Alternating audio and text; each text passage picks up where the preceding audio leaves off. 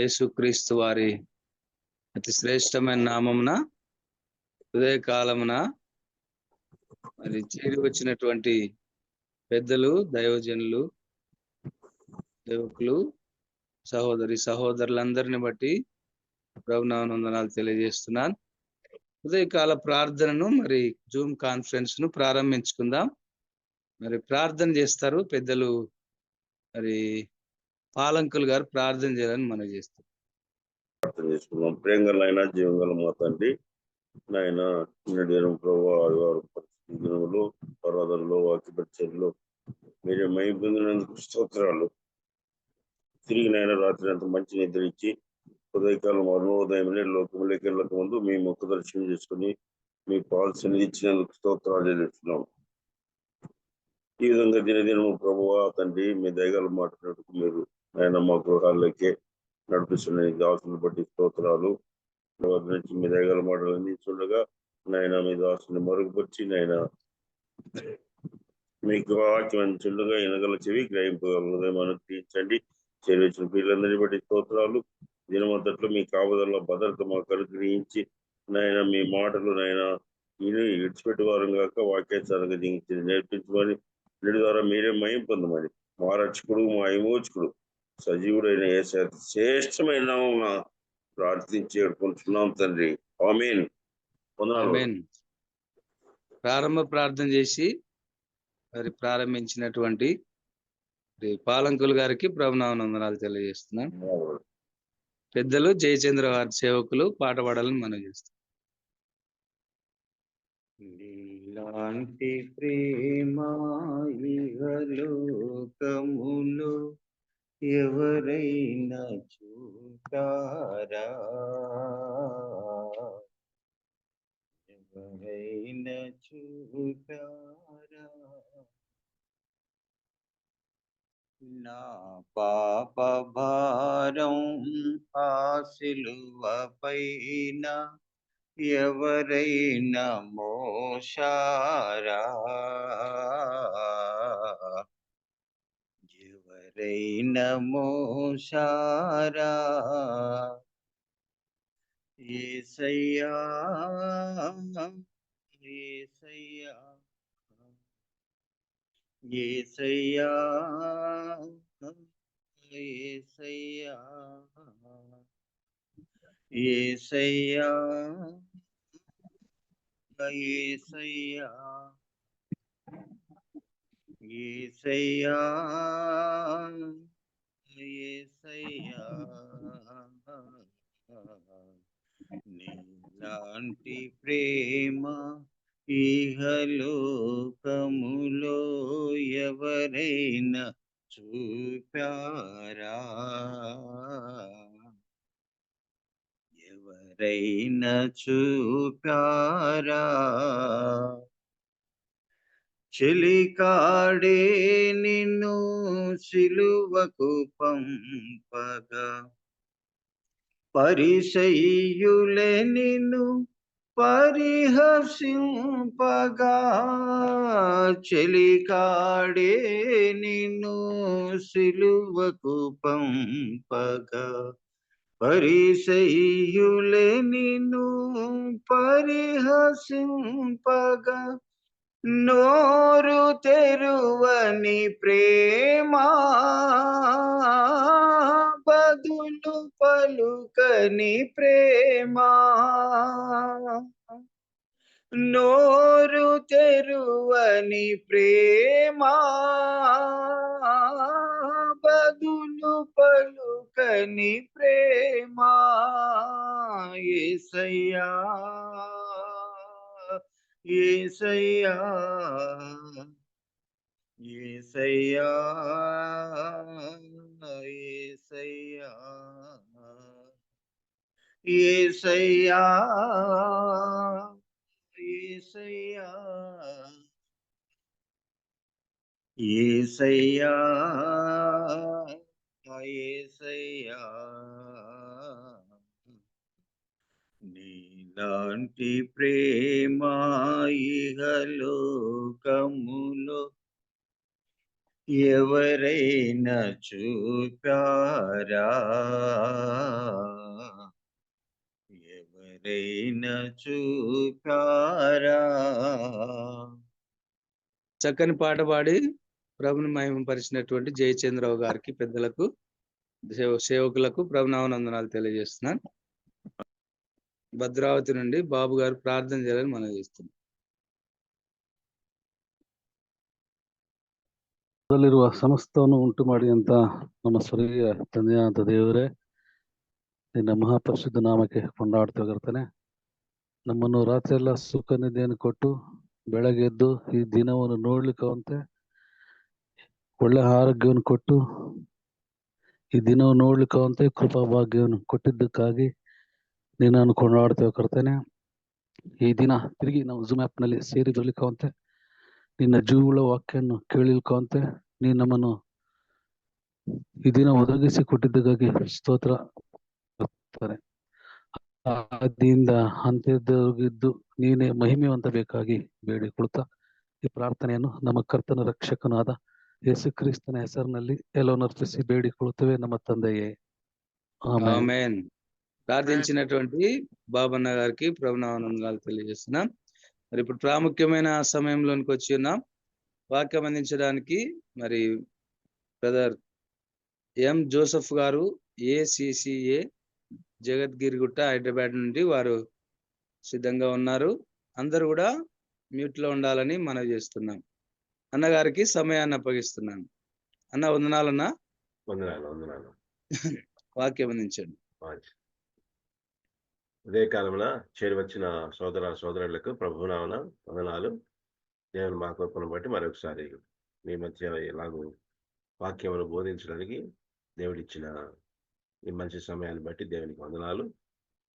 ఈ ఉదయకాలమున మన అంశము ట్రూ విజ్డమ్, నిజమైన జ్ఞానం ఏంటన్నది మనము మరి బైబిల్ నుంచి మనకు దొరుకుతున్నది.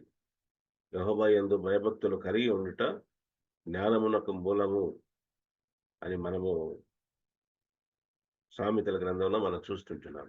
కనుక జ్ఞానమునకు మూలము లేకుంటే పునాది అన్న సంగతి అక్కడ మనకు స్పష్టంగా అర్థమవుతున్నది. చాలా మంది రకరకాలుగా జ్ఞానాన్ని గురించి మరి వివరించారు. స్టోయిక్స్ అంటే గ్రీకు తత్వవేత్తలు. జ్ఞానము అంటే అది మానవుని లేకుంటే దేవుని యొక్క మరి జ్ఞానము, మానవునికి సంబంధించిన సంగతుల విషయంలో, దేవునికి సంబంధించిన సంగతుల విషయంలో ఉంచే జ్ఞానమని ఆ యొక్క గ్రీకు తత్వవేత్తలు చెప్పారు.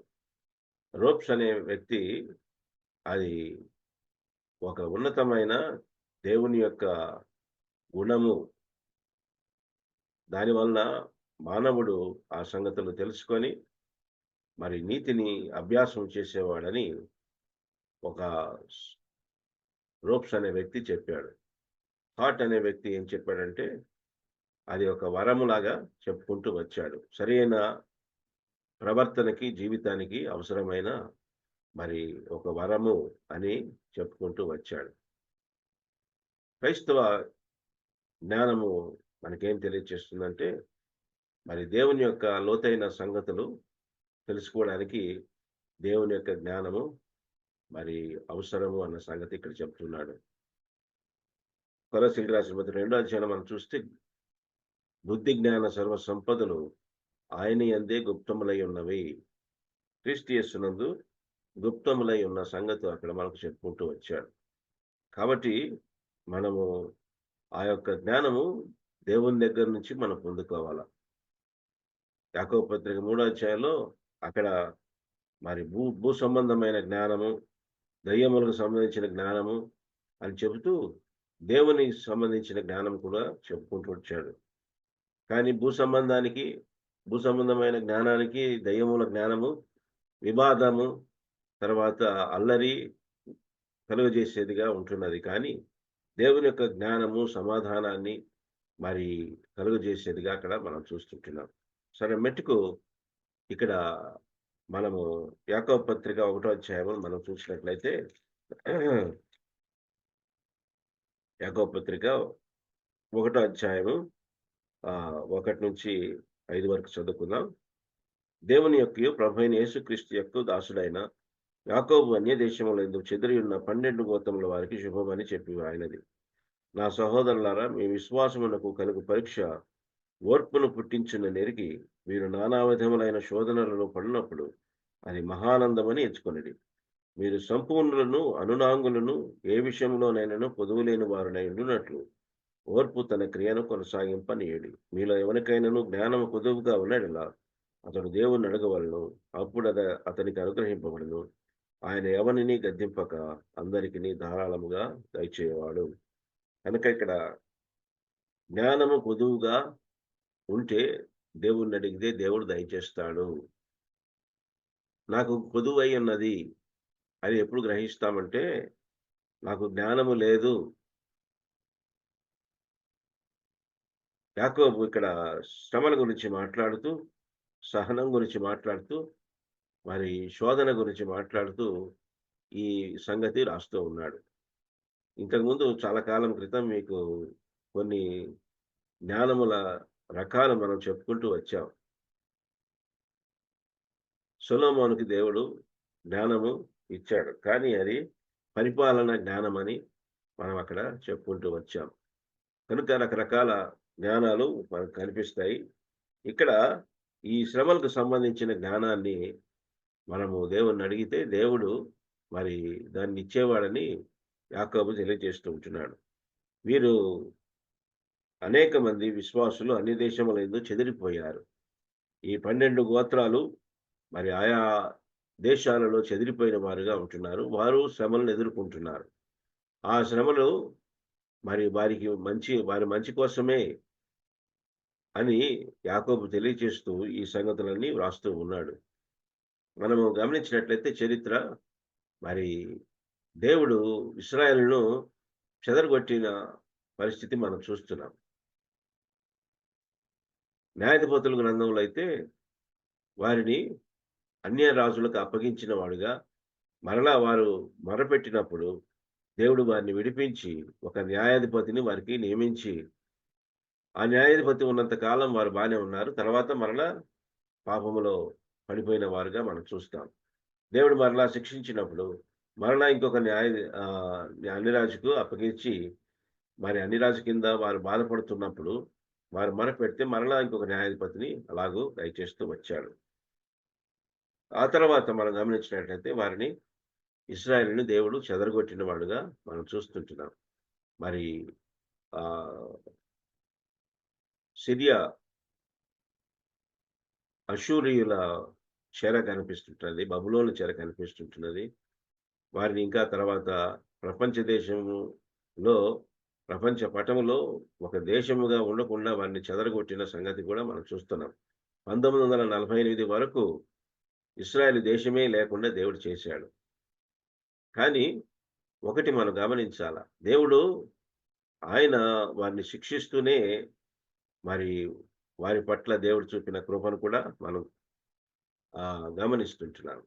వారి ద్వారా చెదరగొట్టబడిన ఇశ్రాయేలీయులు మరి వారి ద్వారా మరి ఇశ్రాయేలు దేవుడు నిజమైన దేవుడు అని తెలుసుకునేటట్లుగా దేవుడు చేశాడు. చూసారా, మనము మా యోసేపు కథలో మనం చూస్తాము, దానియేలు కథలో మనం చూస్తాము. వారు ఫరో కింద ఉన్నాడు యోసేపు కదా. ఫరో మరి సమస్తాన్ని ఆ యొక్క యోసేపు చేతికి అప్పగించాడు. వీరు దేవతల ఆత్మలు కలిగిన వారన్నట్టుగా వీరు నిజముగా మరి ఫరో యోసేపునైతే ఇంకా తన ఇంటి వారికి సంబంధించిన సంగతి తప్పితే మొత్తం అప్పగించేశాడు. దేవుడు ఇశ్రాయేలుల దేవుడు, మరి గొప్ప దేవుడు అన్నట్టుగా వారు యోసేపు ద్వారా తెలుసుకున్న సంగతి మనం చూస్తుంటున్నాం. దానియేలు విషయంలో కూడా అదే. నెబుకద్నెజరు అయితే ఇంకా స్పష్టంగా మాట్లాడు, నీ దేవుడు జీవము గల దేవుడు అని నిన్ను రక్షించిన సింహముల బోనులో వేసినప్పుడు. కనుక ఈ విధంగా మరి బయట దేశాలలో అన్య దేశాలలో దేవుడు ఎందుకు చెదరగొట్టాడంటే, అక్కడ వారు వీరి ద్వారా ఇశ్రాయేలు దేవుడు నిజమైన దేవుడు అని తెలుసుకునేటట్లుగా మరి వారిని చెదరగొట్టాడు. కనుక మన జీవితాల్లో కూడా కొన్నిసార్లు దేవుడు మనల్ని మరి ఆయా ప్రాంతాలకి పంపిస్తూ ఉంటాడు. ఉద్యోగ రీత్యా మనము ట్రాన్స్ఫర్ చేయడము దేవుని యొక్క ఉద్దేశం. కనుక మరి దానిని బట్టి నేను పుట్టింది అనంతపూర్లో, మా ఫాదర్ గవర్నమెంట్ హాస్పిటల్లో మరి అక్కడ సూపరింటెండెంట్గా పనిచేస్తూ ఉన్నాడు. కనుక మేము అక్కడే పుట్టాము, పెరిగాము. తర్వాత మరి నెల్లూరు ప్రాంతానికి అక్కడ ట్రాన్స్ఫర్ అయిన తర్వాత అక్కడికి వెళ్ళాం. కావలిలో మేము అక్కడికి వెళ్ళినప్పుడు బ్రదరన్ సంఘం లేదు. కనుక కొంతకాలము అక్కడ భక్సింగ్ సహవాసంలో కొనసాగిన తర్వాత బ్రదరన్ సంఘానికి సంబంధించిన ఒక కుటుంబము, రైల్వేలో పనిచేస్తున్న కుటుంబము మాకు పరిచయం అయ్యి ఆ 2 కుటుంబాలు కలిసి అక్కడ పనిని ప్రారంభించడం జరిగింది. తర్వాత సువార్త సేవ జరిగిస్తూ ఉంటున్నప్పుడు దేవుడు అద్భుతంగా అనేక ఆత్మలను సంపాదించి మరి సంఘములో చేర్చాడు. కనుక ఆ విధంగా సంఘం కట్టబడింది. కనుక దేవుని యొక్క ఉద్దేశం మరి మన జీవితాలలో మన ద్వారా నెరవేర్చుకుంటూ ఉంటాడు. కనుక ఆయన ఉద్దేశాన్ని ఎరిగి మనము మరి ఆయన పని చేసే వారంగా, మరి ఆ పనిలో మనము కొనసాగే వారంగా ఉండేటట్లుగా దేవుడు మనల్ని కొన్నిసార్లు ట్రాన్స్ఫర్స్ మీద పంపిస్తూ ఉంటాడు. అది మనం అంగీకరించాలా. దేవుని యొక్క ఉద్దేశాన్ని ఎరిగి మనము ఆ విధంగా జరిగించినట్లయితే మరి దేవునికి మహిమ, మనకు ఆశీర్వాదం, బహుమానం అన్నది ఇక్కడ మనకు స్పష్టంగా కనిపిస్తున్నది. సరే, మెట్టుకు ఇక్కడ మనం గమనించినట్లయితే 5 అధ్యాయాల్లో 5 సంగతులు మనం చూస్తుంటున్నాం. నిన్న రాత్రినే సహోదరుడు చెప్పాడు వాక్యం చెప్పమని, కనుక తెలుగులో నేను తర్జుమా చేయలేకపోయాను, సమయం లేదు కనుక. సరే, మెట్టుకు 5 ఈ యొక్క నిజమైన జ్ఞానము మనకు 5 అధ్యాయాల నుంచి 5 పాఠాలు నేర్పిస్తున్నది. మొట్టమొదటిగా మొదటి అధ్యాయంలో మనం గమనించినట్లయితే విశ్వాసమునకు కలుగు పరీక్ష ఓర్పును పుట్టిస్తుంది. విశ్వాసమునకు కలుగు పరీక్ష ఓర్పును పుట్టిస్తుంది. Patience of God in trials. మనకు శ్రమలు కద్దు, విశ్వాసులకు శ్రమలు కద్దు. ఉన్న స్థలంలో ఉన్నప్పటికీ, దేవుడు వేరే స్థలంలో పంపించినప్పటికీ శ్రమలు లేని జీవితము క్రైస్తవునికి లేదు. అందుకని పాట కూడా రాశాడు ఒక దాసుడు, శ్రమలు లేని జీవితమును కోరుకొనకము సోదరా అని పాట రాశాడు. నిజమే అది. దావీదు అన్నాడు, శ్రమ కలుగక మెనుపు నేను త్రోవ విడిచి తిని. 119వ కీర్తనలో మనం చూస్తాం, శ్రమ కలుగక మెనుపు నేను త్రోవ విడిచి తిని. ఇంకా 2 వచనాల తర్వాత, నీ కట్టడలు నేర్చుకున్నట్లు శ్రమ కలుగుట నాకు మేలాయను. కనుక శ్రమ అనేది విశ్వాసి జీవితంలో మరి ఉంటేనే మాట వింటాడు, శ్రమ ఉంటేనే ప్రార్థన చేస్తాడు. యాకోబు పత్రిక 5వ అధ్యాయంలో ఇదే మనం చూస్తుంటున్నాం. ఎవరికైనాను శ్రమ కలిగిన వాడు ప్రార్థన చేయవలెను. 5:13లో, వీళ్ళు ఎవరికైనాను శ్రమ సంభవించిన అతడు ప్రార్థన చేయవలెను. శ్రమలు మనల్ని ప్రార్థనలోకి నడిపిస్తాయి. ప్రభువా, నాకు సహాయం చేయి, ఈ శ్రమ నుండి నాకు తప్పించు. కానీ యాకోబు ఏమంటున్నాడంటే, శ్రమ నుండి తప్పించు అనే కంటే శ్రమను సహించేటట్లుగా మరి మనము ప్రార్థన చేయవలసి ఉంటున్నది. కనుక విశ్వాసమునకు కలుగు పరీక్ష ఓర్పును పుట్టించునను. మనం కొన్నిసార్లు ఓర్పు లేదంటే అర్థమైందంటే కదా, మనకు అసహనము, ప్రతిదానికి అసహనమే. కొంత బస్సు కోసం వెయిట్ చేయాలంటే కొంచెం కష్టమే. రావాల్సిన టైంలో రాకపోతే ట్రైన్ కానీ బస్సు కానీ మనకు చాలా అసహనం ఉంటుంది.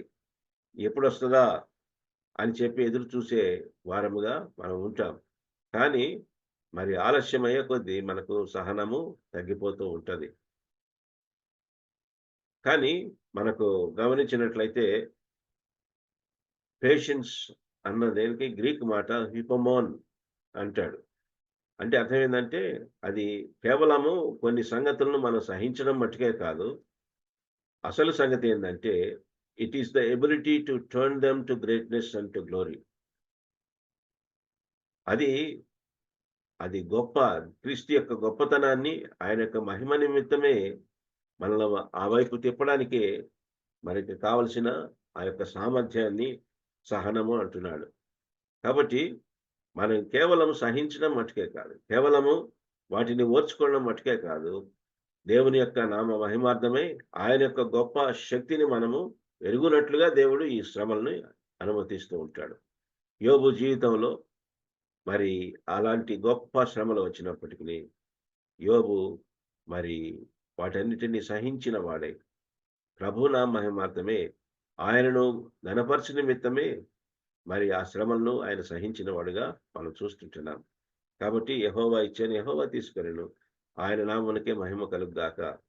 కనుక ఈ శ్రమలన్నీ మనల్ని మరి మన ఆ కష్టాల్లో ఉన్నప్పుడు మనము వాటిని సహించాలా. ప్రభువు నామ మహిమార్థమే మనకు మన యొక్క క్షేమము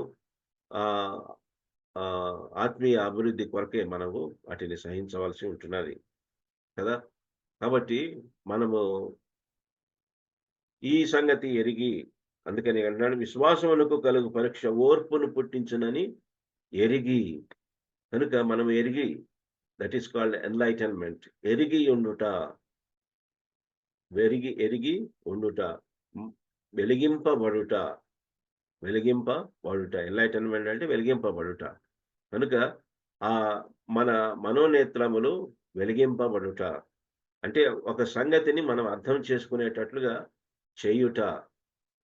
అలాగూ దానికి ఆ ఎన్లైటన్మెంట్కి మనకు ఈ సంగతులు ఎరిగి ఉండడానికి కావలసిన జ్ఞానము, నిజమైన జ్ఞానము దేవుని దగ్గర నుంచే మనం పొందుకోగలం. చాలాసార్లు మనము ఎరుగకనే ఈ విషయంలో ఆనందించలేకపోతున్నాం. అందుకనే ఉన్నాడు, నానా విధమైన శోధనలో పడినప్పుడు అది మహానందమని ఎంచుకొనిడి. కనుక మనము అది మహానందమని ఎంచుకోవాలంటే అది ఎరిగి ఉండాలంటే అది నిజమైన జ్ఞానం అవసరం. కనుక మొట్టమొదటిగా విశ్వాసమునకు పరీక్ష కావాలా. విశ్వాసమునకు పరీక్ష లేకపోతే అది ఓర్పును పుట్టించదు.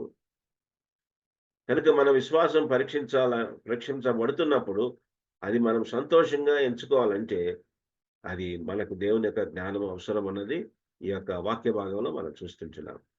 కాబట్టి ఈ విషయంలో ప్రభువా నాకు జ్ఞానము కొదువై ఉన్నది, ఈ శ్రమల అంతము నాకు తెలిస్తే నేను సంతోషిస్తాను. ఇప్పుడు మనము బియ్యము అన్నం తినాలంటే కదా, వట్టి బియ్యం తినలేం, ఆ పచ్చి బియ్యాన్ని మనం తినలేం.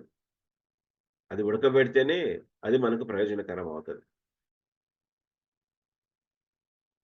చికెన్ కానీ మటన్ కానీ మనము తినాలంటే అది వధించబడితేనే మనము తినగలము. కాయగూరలైనా ఒక చెట్టు నుంచి తెంపితేనే అది మనకు, చాలామంది శాస్త్రజ్ఞులు ఆ చెట్టు నుంచి తెంపినప్పుడు దానికి కలిగే బాధ దాన్ని రికార్డ్ చేశారు. మనం అనుకుంటాము, ఈ చాలామంది, ఒకసారి మేము ఒక సహోదరుడు సువార్త కూడికలో యేసు ప్రభు యొక్క శిలువ త్యాగం గురించి వర్ణించిన తర్వాత మరి ఒక ఆయన వచ్చి కలిశాడు. ఏమండి, మరి నరహత్య దోషము కదా, లేకుంటే రక్తము చిందించుట అది చాలా పాపము కదా అని చెప్పి ఆయన మాట్లాడుతూ వచ్చాడు. కానీ ఆ సహోదరుడు ఏమన్నాడంటే, నిజమే, మరి చెట్లను కొట్టివేయుట, మరి చెట్లను మరి కాయగూరలు తెంపుట, ఇవి అక్కడ రక్తం ఎర్రగా కనిపిస్తుంది, ఇక్కడ పచ్చగా ఉంటుంది. అదే తేడా, కలర్ తేడా, అంతేకాని రెండింటిలో జీవం ఉన్నది. మొక్కలో జీవం ఉన్నది, మరి జంతువుల్లో కూడా జీవం ఉన్నది.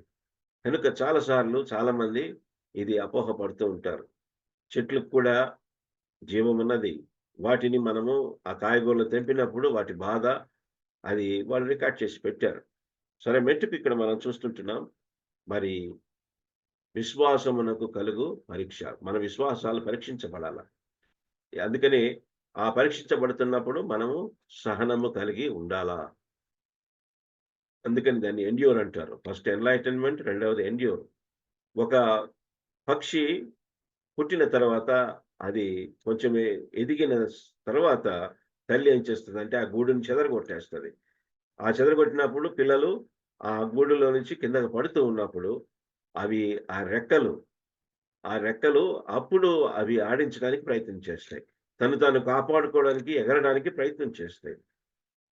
ఒకవేళ ఆ పక్షి అలాగనే తన పిల్లలు కింద పడిపోతారేమో, అవి చచ్చిపోతాయేమో అన్న భయంతో అలానే ఉంచితే అవి ఎప్పటికీ ఎగరలేవు.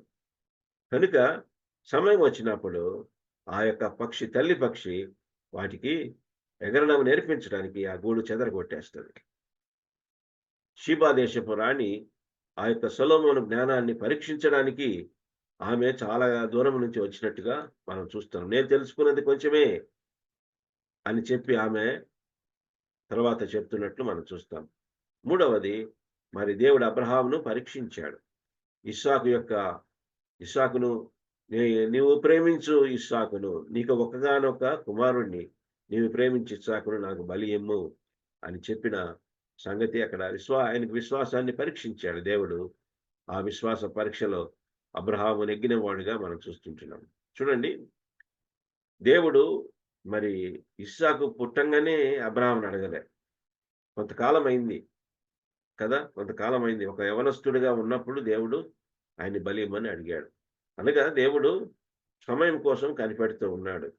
మరి సరైన సమయంలో ఆయన్ని పరీక్షించడానికి మనల్ని దేవుడు ఎప్పుడు మన సామర్థ్యానికి మించి ఆయన శోధించడని 1 కొరింథీ 10వ అధ్యాయంలో మనం చూస్తుంటున్నాం. కాబట్టి ఆయన మరి అబ్రహామును పరీక్షించినప్పుడు ఏ సమయంలో పరీక్షించాడంటే, అబ్రహాము మరి నేను అర్పించడానికి నేను సిద్ధమే, నాకేమీ సమస్య లేదు అని పరిస్థితికి వచ్చినప్పుడు దేవుడు పరీక్షిస్తున్నాడు. కనుక మన విషయంలో కూడా దేవుడు ఎప్పుడు పరీక్షిస్తాడంటే, మన విశ్వాసమును మరి స్థిరపడినప్పుడు. అబ్రహాముని మరి నువ్వు ఊరన్న పట్టణం నుంచి బయటికి రా అని చెప్పి దేవుడు పిలిచినప్పుడు బయటకు వచ్చాడు. కానీ తెరహును అనుసరించాడు. తండ్రి అయిన తెరహును అనుసరించాడు. నిజానికి నేను చూపించు దేశమునకు నువ్వు వెళ్ళాలంటే అబ్రహాము తెరహును అనుసరించి హారానుకు వెళ్ళాడు. హారాను ఎండిన ప్రదేశం. అక్కడ ఆత్మీయ జీవితం లేదు, ఆత్మీయ అభివృద్ధి లేదు. చాలాసార్లు మనము మనుషులను అనుసరిస్తున్నాం, మళ్ళీ తల్లిదండ్రులను అనుసరిస్తున్నాం, మనకు బంధువులను అనుసరిస్తున్నాం, మనుషులను అనుసరిస్తున్నాం. మనుషులను నమ్ముకుంటు కంటే యెహోవాను ఆశ్రయించటం మేలు, రాజులను నమ్ముకుంటు కంటే యెహోవాను ఆశ్రయించటం మేలు. నేను చూపిస్తాను నీకు దేశాన్ని ఎక్కడుండాలో అని చెప్పి దేవుడు బయటికి పిలిస్తే మరి అబ్రహాము తెరహును అనుసరించిన వాడుగా హారానుకు వెళ్ళి అక్కడ కాపురం ఉండనంటే అక్కడ స్థిరపడ్డాడు. దాదాపు 30-40 సంవత్సరాలు దేవుని యొక్క ప్రత్యక్షత లేకుండా అలానే ఉన్నాడు. విశ్వాసంలో అభివృద్ధి లేదు. తర్వాత దేవుడు తెరహ చనిపోయిన తర్వాత దేవుడు మరలా పిలిచిన వాడుగా మనం చూస్తుంటున్నాం. ఆ తర్వాత ఆయన తన యాత్రను కొనసాగించాడు. 4 బలిపీఠాలు కట్టాడు. 4వ బలిపీఠము ఇది ఇస్సాకు బలిపీఠంగా మనం చూస్తుంటున్నాం. కనుక మరి ఆయన విశ్వాసంలో అలాగ ఎదుగుతూ ఇప్పుడు విశ్వాసంలో బలపడి స్థిరపడిన వాడుగా మనం చూస్తుంటున్నాం. దేవుడు ఇప్పుడు పరీక్షిస్తున్నాడు. కనుక మన జీవితాలలో దేవుని యొక్క పరీక్ష ఉంటే అది ఎంత గొప్పది మనకే తెలుస్తుంది. ఆ పరీక్షను బట్టి ఇప్పుడు పిల్లలంతా పరీక్షలు రాయకుండా మరి ఇప్పుడు తీసేస్తున్నారు. 10th క్లాస్ కూడా పబ్లిక్ ఎగ్జామ్ తీసేస్తున్నారు. ఇంకా డైరెక్ట్గా ఇంటర్మీడియట్ వరకు ఎలాంటి పబ్లిక్ ఎగ్జామ్ లేకుండా మరి వారు ఇంటర్మీడియట్ వరకు మరి చదువుకోవచ్చు. కేవలము ఇంటర్నల్గా ఆ స్కూల్ వాళ్ళు వారి పరీక్షలు నిర్వహించుకుంటూ ఉంటారు. అంతేకాని పబ్లిక్ ఎగ్జామ్ అంటూ ఏమీ ఉండబోదు అన్నది ఈ మధ్యకాలంలో వింటున్నాం. సరే మెట్టుకు, ఎందుకంటే కనీస విద్యార్హత 12వ తరగతిగా వారు నిర్ణయించారు. అది వారి యొక్క జీవితానికి లేకుంటే ఏదైనా ఉద్యోగం చేసుకోవడానికి అది ఎంతో ప్రయోజనకరం అన్నట్టుగా. లేకుంటే ఈ యొక్క పబ్లిక్ ఎగ్జామ్లో ఫెయిల్ అవ్వడం, పిల్లలు ఆత్మహత్యలు చేసుకోవడం, తర్వాత వారికి అనవసరమైన మరి భారము విద్యాభారం వారి మీద మోపకూడదన్న ఉద్దేశంతో గవర్నమెంట్ వారు కొంతవరకు ఇలాంటి నిర్ణయాలు తీసుకుంటున్నారు. కానీ పరీక్ష లేకపోతే ఒక విద్యార్థి యొక్క జీవితము లేకుంటే వారి యొక్క తెలివి ఎంతవరకు అన్నది తెలియదు. వాడు ఎంతవరకు నేర్చుకున్నాడని తెలియదు. ఎగ్జామ్ పెడితేనే తెలుస్తుంది ఎంతవరకు గ్రహించాడు, ఎంతవరకు తెలుసుకున్నాడు. ఈ విధంగా పాస్ చేసుకుంటూ పోతే ఒక విద్యార్థిని ఎలాంటి ఎగ్జామ్ లేకుండా మరి పాస్ చేసుకుంటూ పోతే ఇంటర్మీడియట్ వెళ్ళేటప్పటికి ఆ విద్యార్థి యొక్క పరిస్థితి ఎంత దారుణమో చూడండి. ఈ మధ్య కాలంలో చాలా మంది పిల్లల విషయంలో నేను వింటున్నాను, వారికి అసలు వీళ్ళు కూడా సరిగ్గా రావు.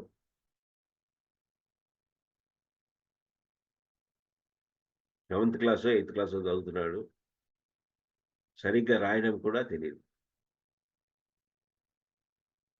అలా ప్రమోట్ చేసుకుంటూ వెళ్ళిపోతే ఇంటర్మీడియట్కి వెళ్ళిన తర్వాత ఆ విద్యార్థి యొక్క పరిస్థితి ఎంత దారుణంగా ఉంటుందో ఒకసారి ఊహించుకోండి. సరే మెట్టుకు పరీక్ష అవసరము, పరీక్ష లేనిదే అది మనకు మంచిది కాదు. నాకెంతవరకు అర్థమైంది, నాకెంతవరకు ఒక ప్రశ్న వేసిన తర్వాత దానికి జవాబు రాయటానికి మరి ఆ విద్యార్థి యొక్క సామర్థ్యం ఎంతవరకు అర్థం చేసుకున్నాడు, ఎంతవరకు గ్రహించాడు, ఎంతవరకు చదివాడు, ఇవన్నీ మనకు తెలిసి వస్తాయి. అది మన మంచి కోసమే. కనుక దేవుడు పట్టే పరీక్షలు కూడా అది మన మంచి కోసమే. ఇప్పుడు ఇశ్రాయేల్ కూడా ఆ వాగ్దాన దేశానికి, నేను పాలు తేనెలు ప్రవహించే దేశానికి మేము నడిపిస్తానని చెప్పిన దేవుడు అక్కడికి వెళ్ళిన తర్వాత కొంతమంది కనానీయుల్ని, విరోధుల్ని కదా 7 మంది శత్రువుల్ని దేవుడు అక్కడ ఆ ప్రదేశంలో ఉంచాడు. అది వారి యొక్క పరీక్ష.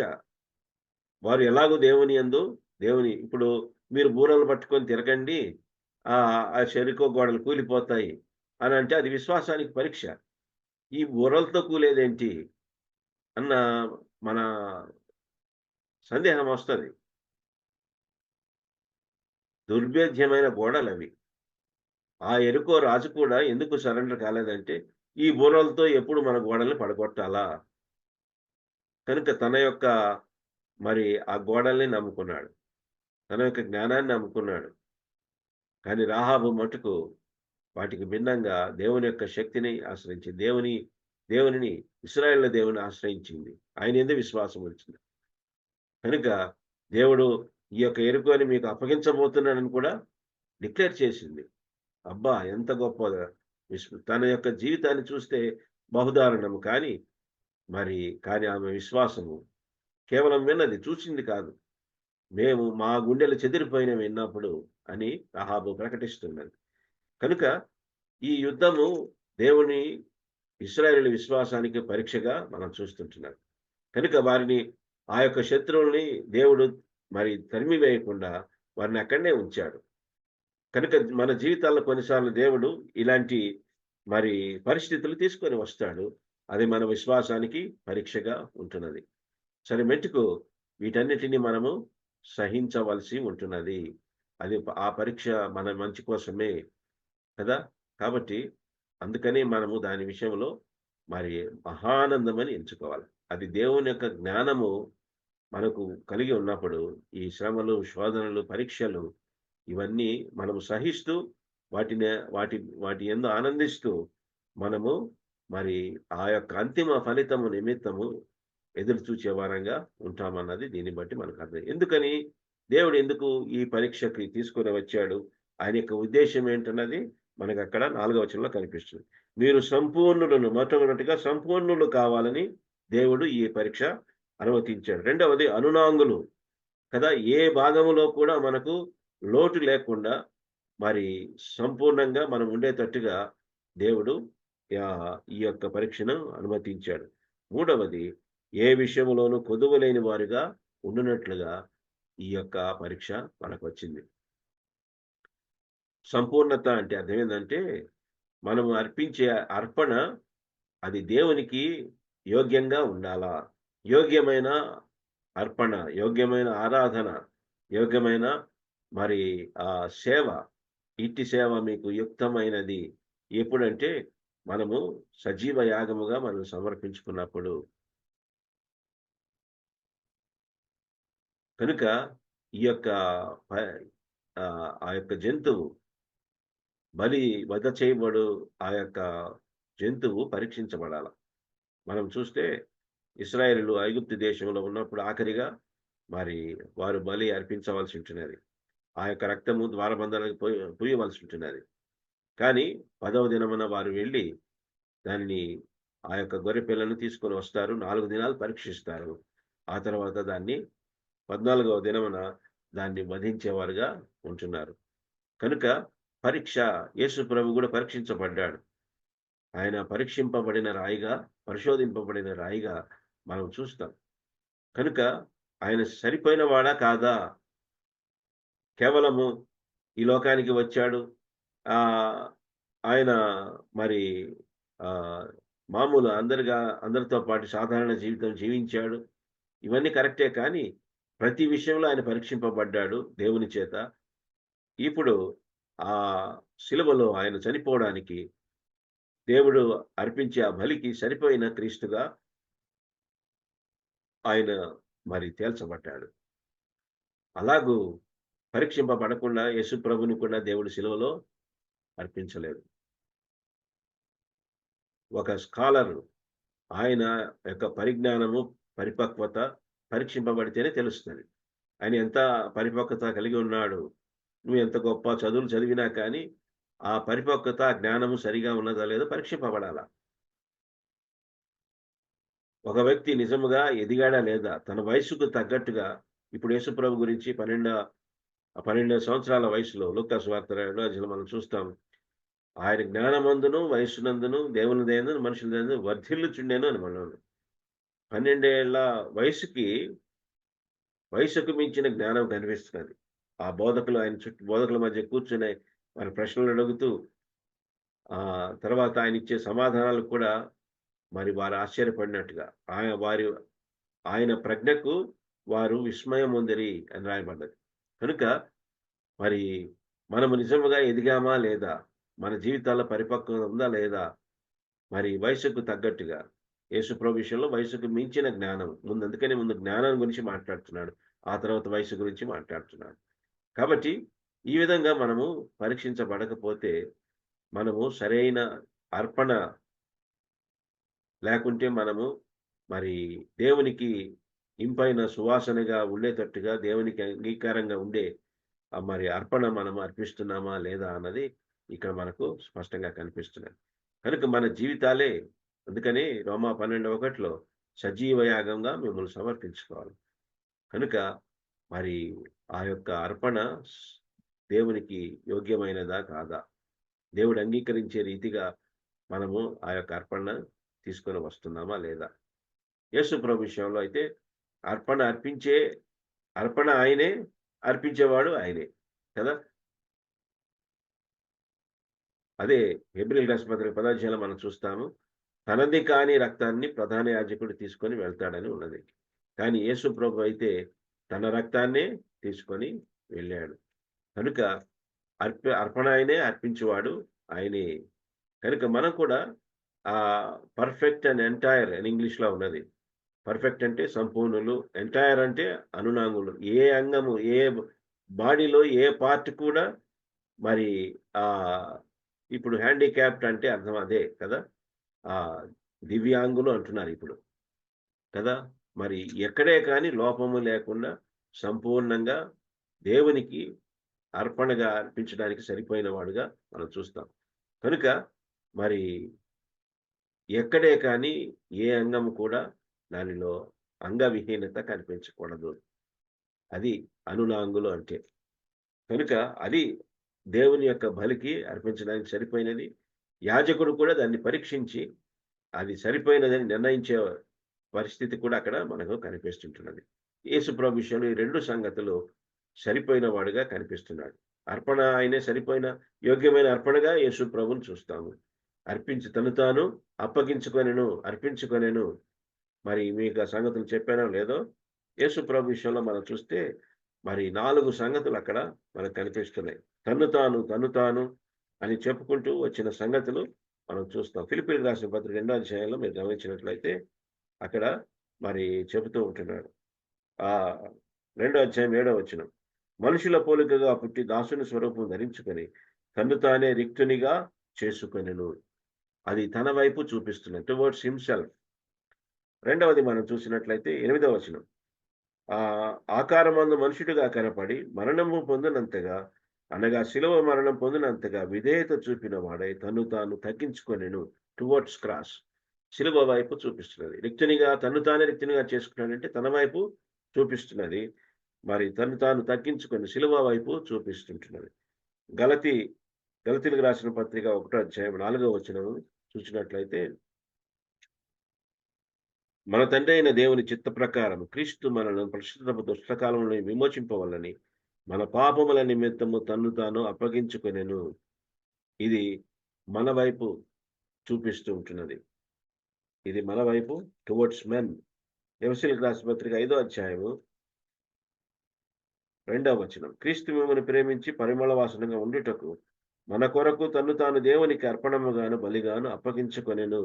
ఇది దేవుని వైపు చూపిస్తున్నది. కనుక తన్ను తాను అనే మాట అర్థం ఏంటంటే ఇంకెవరి బలవంతం లేదు అని అర్థం. తను తానే voluntarily willingly he offered himself as a sacrifice. అది దేవునికి పరిమళ వాసనగా ఉండేటట్టుగా, అంటే దహన బలి, నైవేద్య బలి, సమాధాన బలి, ఈ 3 బలులు దేవునికి ఇంపైన సువాసనగా ఉంటాయి. తను తాను అప్పగించుకొనెను. అందుకని శిలువలో ఆఖరి మాట, తండ్రి నీ చేతికి నా ఆత్మను అప్పగించుకొంచున్నాను అంటే దాని యొక్క అర్థం ఏంటంటే ఆ మాట ఆ నిమిషము వరకు ఎవరే కానీ తన ప్రాణం మీద అధికారం లేదు అన్న సంగతి అక్కడ ప్రకటిస్తున్నారు. ఆయన తను తాను అప్పగించుకుంటేనే, ఆయన ఆత్మను దేవునికి అప్పగించుకుంటేనే ఆయన ప్రాణము పోతుంది. ఎవరికి ప్రాణం పెట్టుటకు దాన్ని తిరిగి తీసుకుంటకు నాకు అధికారం కలదు. కనుక ఆయన నా ఆత్మను నీ చేతికి అప్పగించుకున్నాడు, తన్ను తాను అప్పగించుకున్నాడు. కాబట్టే వారు ఆయన చంపగలిగారు, కానీ ఎవరు ఆయన్ని చంపలేరు. కాబట్టి ఈ యొక్క సంగతి మనకు స్పష్టంగా కనిపిస్తుంది. యేసు ప్రభు మరి మన నిమిత్తము తను తాను అప్పగించుకున్న మరి ఆ సంగతి ఇక్కడ స్పష్టంగా కనిపిస్తున్నది. కనుక దేవుడు ఆయనను పరీక్షించి యోగ్యునిగా ఎంచి ఆ యథార్థమైన బలిగా మరి యేసు ప్రభుని అర్పించిన సంగతి ఇక్కడ మనకు స్పష్టంగా కనిపిస్తున్నది. మనం కూడా వాటన్నిటినీ సహించి తన ముందు ఉంచబడిన ఆనందము కొరకై సిలువను సహించిన క్రీస్తుని మరి హెబ్రీయులకు రాసిన 12వ అధ్యాయం మనం చూస్తున్నాం. కాబట్టి ఇలాగూ జరిగించినప్పుడు మనలో ఉన్న ఆ బలహీనతలన్నీ తొలగిపోతాయి. మనలో ఉన్న ఆ యొక్క ఇంపర్ఫెక్షన్స్ అంటే మరి ఆ కొదవలన్నీ మనకు వెళ్ళిపోతాయి. ఒక మంచి క్యారెక్టర్ని దేవుడు డెవలప్ చేయడానికి ఈ శ్రమను అనుమతిస్తాడు అనేది మనం చూస్తుంటున్నాం. కాబట్టి పేతురు రాసిన పత్రికలో కూడా మరి ఆ యొక్క సువర్ణం అగ్ని పరీక్షకు గురి కావాల్సి ఉంటున్నది. లేకపోతే దానిలో ఆ పరిపూర్ణత రాదు, దానిలో ఆ స్వచ్ఛత రాదు. మరి స్వచ్ఛమైన బంగారము కావాలంటే, అది మెరియాలంటే అది అగ్ని పరీక్ష గుండా పోవాల్సిందే. ఆ కంసాలు ఏమంటాడంటే, ఎంతవరకు ఈ యొక్క మరి బంగారాన్ని శుద్ధి చేస్తామంటే, నా ముఖము స్పష్టంగా ఆ బంగారంలో కనిపించే వరకు నేను శుద్ధి చేస్తానని కంసాలి చెప్తాడు. కాబట్టి క్రీస్తు యొక్క ముఖము మన జీవితాల్లో కనిపించే వరకు ఆయన మనల్ని శుద్ధి చేస్తూనే ఉంటాడు. ఆ శుద్ధి చాలా అవసరము. ఆ శుద్ధి మరి క్రీస్తు యేసు మహింపరిచేదిగా ఉంటుంది. ఆ శుద్ధి మనల్ని మరి దేవుని యొక్క స్వరూపంలోకి మార్చేటట్టుగా చేస్తుంది. దేవుని యొక్క మహిమ మన జీవితాల్లో కనిపించేటట్లుగా చేస్తుంది. అలాగూ చేసినప్పుడే మనము ఏ విషయంలో కొదువు లేని వారముగా ఉంటామన్నది ఇక్కడ స్పష్టంగా కనిపిస్తున్నది. ఇది ఒక సైన్యానికి సంబంధించిన మాటగా మనం చూస్తుంటున్నాం. కనుక మానవుడు ఇది లేకపోతే అది ఓడిపోయిన అనుభవము, లేకుంటే ఒక పోరాటాన్ని కదా మరి మనము పోరాటంలో చేతులెత్తేసిన అనుభవము, కదా ఒక ప్రమాణానికి మనం చేరుకోలేని పరిస్థితి ఇవన్నీ కనిపిస్తుంది. కనుక దేవుడు మరి ఇలాంటి పరిస్థితి రాకుండా, మనం ఓడిపోయిన అనుభవంలోకి రాకుండా, తర్వాత మన పోరాటములో మనము మరి వెనుదిరిగిన వారము. ఇంతకుముందు యుద్ధాల నుంచి పారిపోయి వస్తే స్త్రీలు ఏం చేసేవారంటే పసుపు కుంకుమలు ఆ యొక్క వ్యక్తికి, యుద్ధంలోంచి పారిపోయి వచ్చిన వ్యక్తికి ఒక అవమానం చేసేవారు. ఆ పసుపులు కుంకుమలు పూసి కదా, నువ్వు పారిపోయి వచ్చిన పిరికి పందవి అని ఆ వ్యక్తిని రెచ్చగొట్టి తిరిగా విజయమో వీర స్వర్గమో ఏదో ఒకటి తెలుసుకో. కాబట్టి కానీ నువ్వు యుద్ధాల నుంచి పారిపోయి రాకూడదు. అందుకని running away from the problem is not the solution.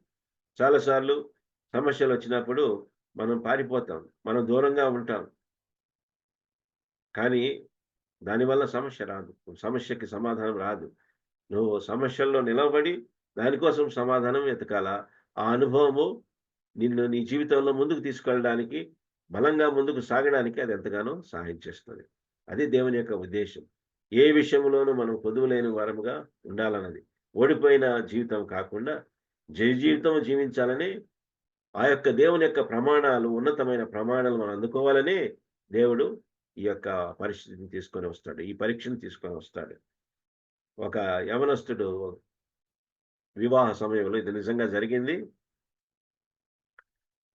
వివాహ సమయంలో మరి ఒక సహోదరుడు యేసు ప్రభు వలె భార్యని ప్రేమించాలా అని చెప్పి కూర్చున్నాడు.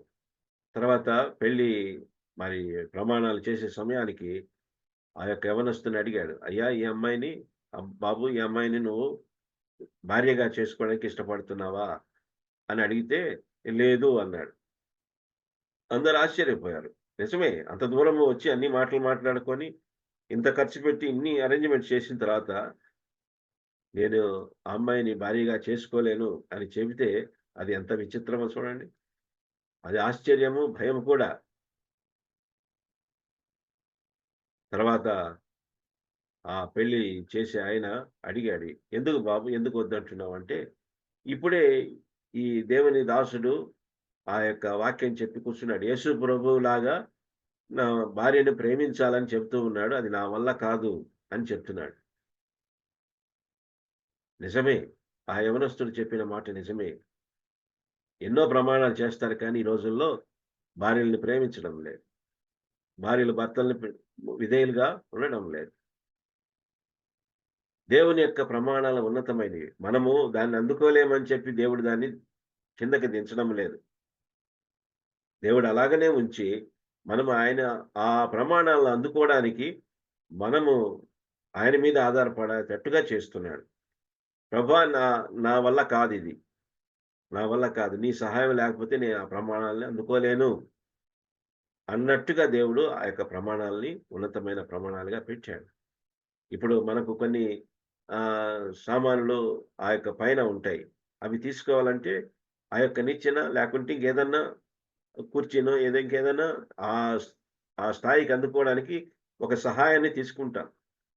కాబట్టి అలాగనే దేవుని యొక్క ప్రమాణాలను చేరుకోవడానికి అవి ఉన్నతమైనవి కనుక దాన్ని అందుకోవాలంటే దేవుని యొక్క సహాయమే మనకు అవసరం. దేవుడు సిద్ధంగా ఉన్నాడు. ఆయన మీద ఆధారపడి ప్రభా నాకు సహాయం చేయి ప్రభా అని అడిగినప్పుడు దేవుడు సహాయం చేస్తాడు. సరే, మెట్టుకు మనకు సమయం అయిపోయింది.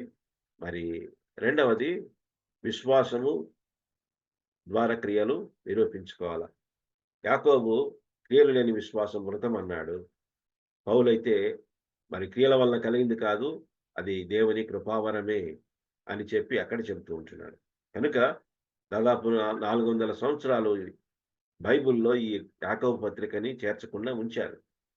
ఎందుకంటే మరి ఈ మాటను బట్టి, ఇదేంటిది, క్రియల వలన కలిగింది కాదు కదా, మనం చేసిన క్రియలను బట్టి మనకు రక్షణ రాలేదు, కానీ యాకోబు ఇలాగూ చెబుతూ ఉన్నాడే అని చెప్పి చాలా కాలం వరకు యాకోబు పత్రిక ఆఖరిన చేర్చబడింది యాకోబు పత్రికనే.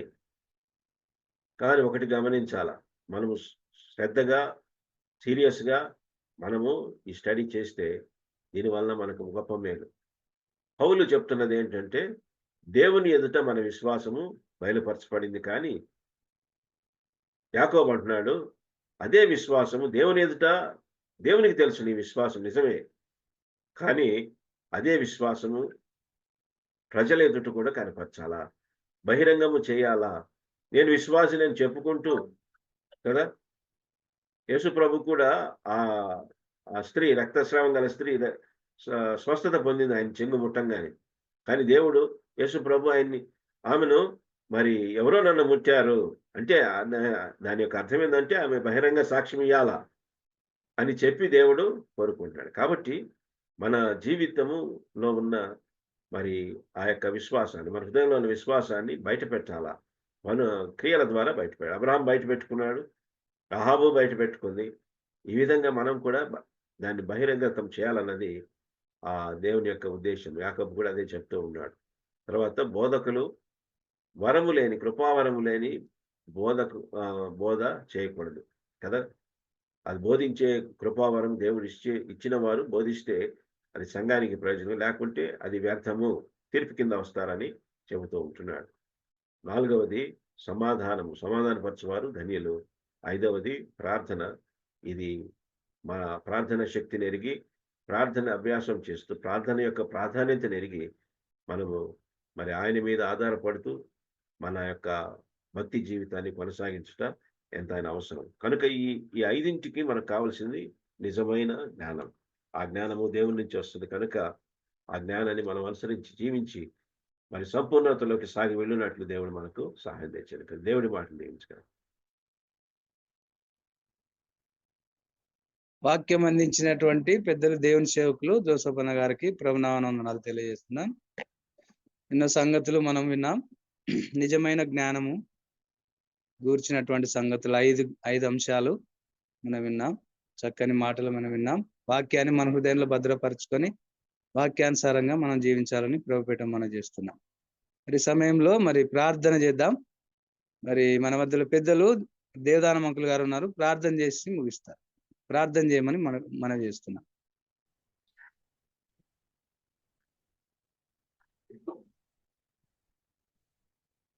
వందనాలు. చేరి వచ్చిన ప్రతి వారికి ప్రత్యేక వందనాలు. పరిశుద్ధుడు అయిన ప్రేమగల మా ప్రభువ, ప్రియకుమారుడు మా రక్షకుడైన యేసుక్రీస్తు పరిశుద్ధ నామమున ఈ ఉదయకాలమున మీ దాసుని ద్వారా చక్కని వర్తమానం మొత్తాన్ని అనుగ్రహించారు తండ్రి. మీకు స్తోత్రాలు. ఇలాంటి దినములు, మంచి దినములు, మంచి వాక్యంతో కూడిన దినములు మేము నిండుగా చూడటానికి కృప చూపాను. ఇంతవరకు మీరు చేసిన ప్రతి మేలుకై స్తుతులు చెల్లిస్తూ ఈ కూడికను ఆది నుండి అంతవరకు మీ యొక్క అధ్యక్షతలు నడిపించినందుకే మిమ్మల్ని స్తుతిస్తూ ఘనపరుస్తూ మా ప్రభువును మా రక్షకుడైన యేసుక్రీస్తు పరిశుద్ధ నామమున స్తోత్రం చెల్లించి వేడుకొని ప్రార్థన చేస్తున్నాము తండ్రి. ఆమేన్. ప్రార్థించినటువంటి పెద్దలు దేవదానం అంకుల్ గారికి ప్రభునామవందనాలు తెలియజేస్తున్నాం. సమయంలో మరి ప్రారంభ ప్రార్థన చేసినటువంటి పాలకులు గారికి, అలాగే పాట పాడి వినిపించినటువంటి జయచంద్రరావు పెద్దలు మరి దైవసేవకులకు, అలాగే వాక్యం అందించినటువంటి మరి పెద్దలు జోసఫ్ అన్న గారికి, వాక్యం కొరకు ప్రార్థించినటువంటి బాబన్న గారికి ప్రభునామవందనాలు తెలియజేస్తున్నాం. చివరి ప్రార్థన చేసిన దేవదానం అంకుల్ గారు కూడా ప్రభునామవందనాలు తెలియజేస్తున్నాం. శ్రద్ధగా వాక్యం విన్న ప్రభునామవందనాలు తెలియజేస్తున్నాం. ఈ సమయాన్ని మరి బర్నబాస్ అన్న గారికి అప్పగిస్తున్నాం. నాకు ఈ సమయాన్ని ఇచ్చినటువంటి బర్నబాస్ అన్న గారు కూడా వందనాలు తెలియజేస్తున్నాం.